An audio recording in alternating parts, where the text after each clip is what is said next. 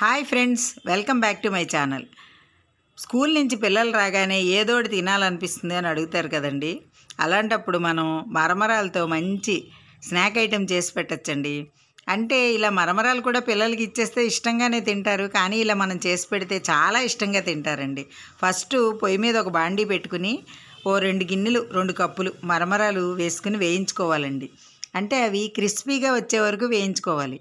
ఇప్పుడు మామూలుగా మనం పొయ్యి మీద వేసి మనం చూసినా మెత్తగానే ఉంటాయండి. మామూలుగా మనం ఏ క్యాన్లోనో పోసుకుంటాం కదా, మెత్తబడిపోతాయి ఈ మరమరాలు. ఇవి మరమరాలు ఉప్మాకి, ఒగ్గానికి వాటికి బాగానే ఉంటాయి. చూడండి, నొక్కినా కూడా ఇలా మెత్తబడినట్టే ఉంటాయన్నమాట.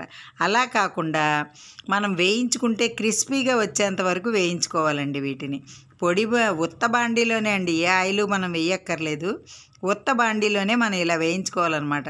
లైట్గా కలర్ కూడా చేంజ్ అవుతుందండి. అప్పుడు మనం ఇలా చేత్తో పట్టుకుంటే ఇలా పిండి పిండిగా అయిపోతుందన్నమాట.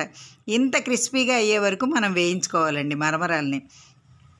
చక్కగా ఇలా వేయించేసుకొని ఇలా వేగిన తర్వాత వీటిని మనం ఇలా క్రిస్పీగా అయిన తర్వాత వీటిని మనం ఒక గిన్నెలోకి తీసుకుందామండి.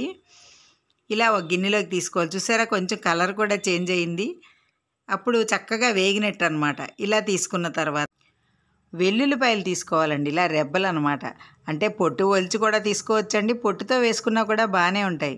ఇలా కొన్ని రెబ్బలండి, అంటే అంచనాగానండి. కొన్ని వెల్లుల్లి రెబ్బలు, తర్వాత కళ్ళుప్పు ఉంటుంది కదండి, అది.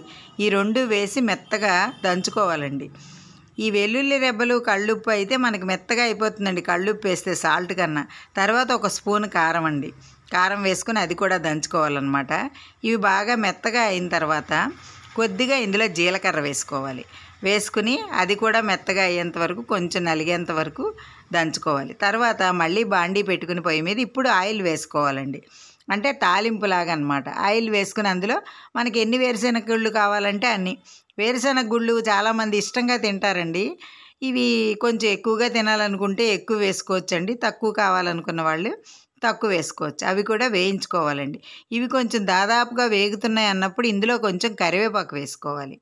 కరివేపాకు కూడా అక్కడక్కడ కనబడుతూ బాగుంటుందండి, టేస్ట్ కూడా బాగుంటుంది. తర్వాత ఇందులో పుట్నాల పప్పు, అది కూడా వేగాలండి కొంచెం. అంటే ఈ వేరుశెనగ గుళ్ళు బాగా వేగే టైంలో మనం ఈ కరివేపాకు, పుట్నాల పప్పు వేసుకుంటే అవి కూడా వేగిపోతాయండి.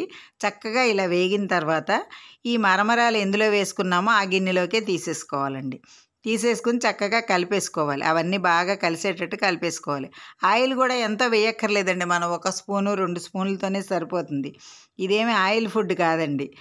మళ్ళీ మనం ఆయిల్ వేసుకున్నా కూడా చాలా తక్కువే వేసుకుని చేసుకుంటామండి. ఎందుకంటే మళ్ళీ బాండీలో కొద్దిగా ఆయిల్ వేసుకుని అందులో వెల్లుల్లిపాయ కారాన్ని వేయించుకుంటామండి. మనం చిన్న రోట్లో దంచుకున్నాం కదండి, అందులో ఈ ఆయిల్లో కొద్దిగా పసుపు వేసుకుని దానిలో మనం దంచుకున్న వెల్లుల్లి వేసుకుని చక్కగా వేయించుకోవాలండి. ఎలా అంటే పచ్చివాసన పోయేంత వరకు వేయించుకోవాలి. అంటే 1-2 నిమిషాలు చాలండి.